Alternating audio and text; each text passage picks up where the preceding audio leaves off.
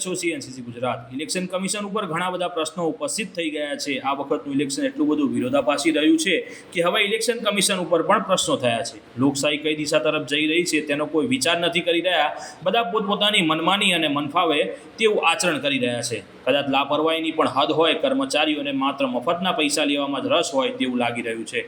હવે યુપીમાં પણ બોગસ વોટિંગ કરતું સોશિયલ મીડિયામાં વિડીયો ફરતો થયો છે। માત્ર 17 વર્ષનો નવયુવક 1-2 વાર નહીં પરંતુ 8 વખત બોગસ વોટિંગ કરીને વિડીયો સોશિયલ મીડિયા પર વાયરલ કરી રહ્યો છે। ઇલેક્શન કમિશનને કેટલી હદ સુધી શર્મસાર થવું જોઈએ એ લોકશાહીની એ હદ સુધી ખરાબ ગતિ કરી રહ્યા છે કે દેશમાં આવા હજુ 17 વર્ષના નવયુવક જો આવી હરકતો કરીને દેશને બદનામ કરવાનું કાર્ય કરી રહ્યા છે અને ઇલેક્શન કમિશનના અધિકારીઓ કેટલા લાચાર છે કે આવા યુવકોને, આવું કૃત્ય કરવાવાળાને હજુ સુધી એ ઘટના ઘટે તે પહેલાં અટકાવવામાં એ નિષ્ફળ રહ્યા છે।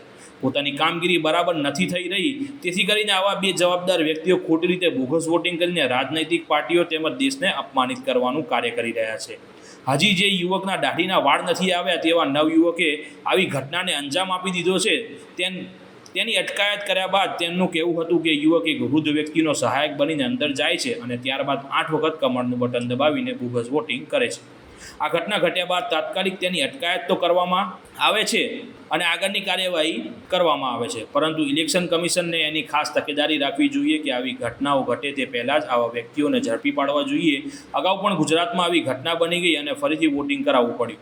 એવી જ રીતે હવે ફરીથી યુપીમાં પણ ઘટના ઘટી છે। ઇલેક્શન કમિશને આની તકેદારી રાખીને ફરી આવું ના બને તેની ખાતરી આપવી જોઈએ। લોકશાહી દેશમાં વ્યવસ્થિત રીતે સ્થાપિત રહે તેની તેમના પર જવાબદારી રહેલી છે અને તેમને આની ખાસ તકેદારી રાખવી જોઈએ। Bureau chief CNCC Gujarat, Patan.